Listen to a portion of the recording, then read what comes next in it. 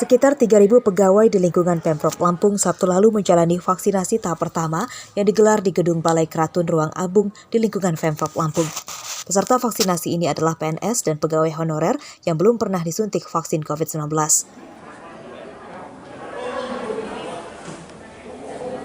Pelaksanaan vaksinasi akan dilakukan selama sepekan dan setiap harinya maksimal sekitar 500 peserta.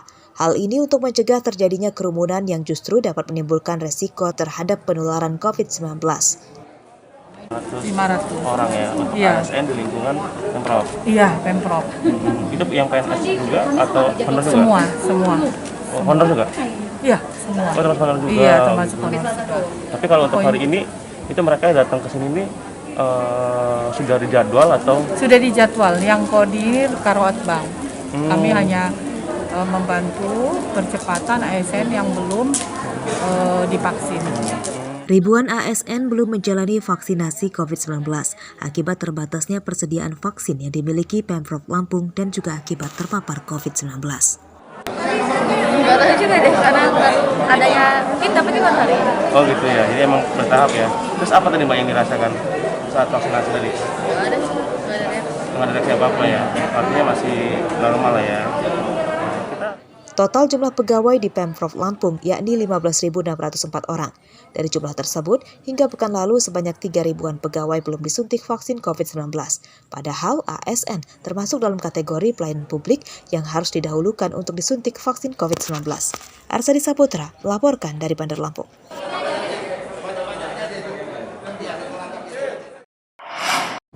Sekarang kita berjuang melawan COVID-19. Aturan mulai diperbolehkannya warga menggelar pesta hajatan ternyata telah ditunggu masyarakat, khususnya mereka yang telah berencana menggelar pesta hajatan. Hal ini dikatakan Wali Kota Bandar Lampung Eva Duyana saat memimpin apel pasukan operasi justisi pengawasan pesta hajatan di Kota Bandar Lampung pada Sabtu sore.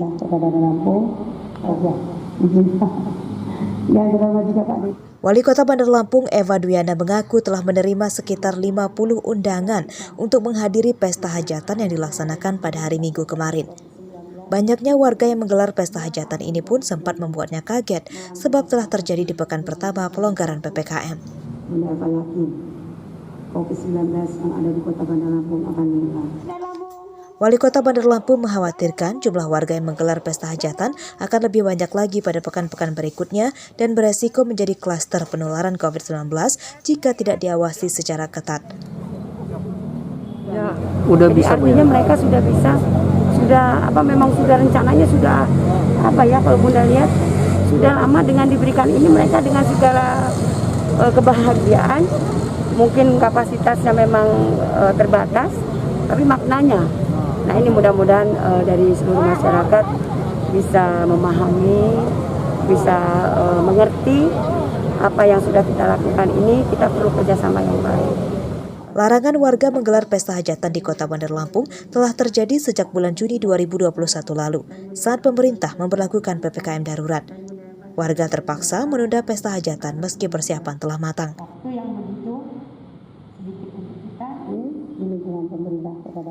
Sejak 24 Agustus lalu, warga di Kota Bandar Lampung telah kembali diperbolehkan menggelar pesta hajatan, namun dengan syarat harus menerapkan protokol kesehatan secara ketat. Aturan pesta hajatan di tengah masa PPKM level 4 diantaranya tidak menyediakan hidangan untuk makan di tempat bagi tamu undangan dan membatasi jumlah pengunjung maksimal 25% dari kapasitas ruang acara. Untuk pesta hajatan yang melanggar protokol kesehatan akan diberikan sanksi dibubarkan oleh tim Satgas COVID-19. Jeffrey Arifin melaporkan dari Bandar Lampung.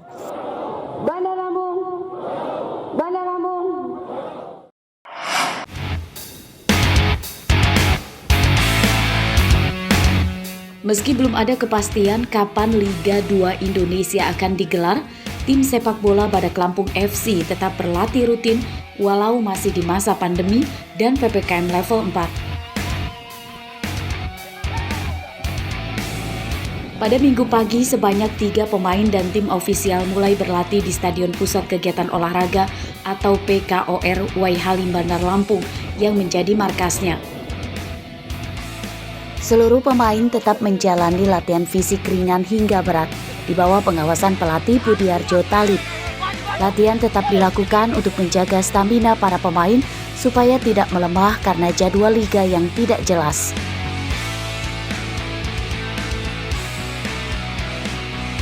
Pihak manajemen juga terus menggelar laga uji coba melawan beberapa klub lokal Lampung sebagai bahan evaluasi tim setelah libur panjang di masa pandemi. Hasil yang kita bahas adalah ada hasil evaluasi pertandingan kemarin uji coba dan juga mempersiapkan tim kekurangan kita, dan yang ketiga mungkin masalah attitude pemain dalam lapangan maupun di luar lapangan. Pelatih belum mengumumkan skuad inti Badak Lampung FC.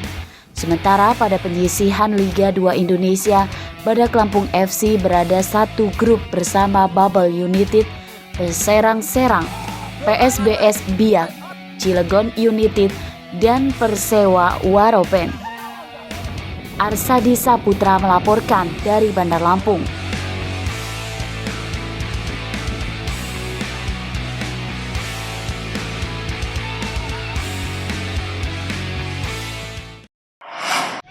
Breaking news guys.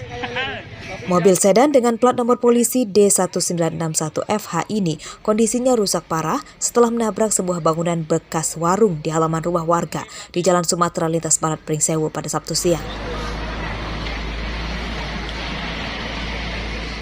Pengemudi mobil terluka dan langsung dievakuasi ke rumah sakit. Kecelakaan ini sempat menjadi tontonan ratusan warga yang ingin melihatnya dari dekat hingga mengakibatkan kemacetan arus lalu lintas. Menurut warga, sedan ini kecelakaan saat sedang berusaha kabur usai bertabrakan dengan dua sedan lain.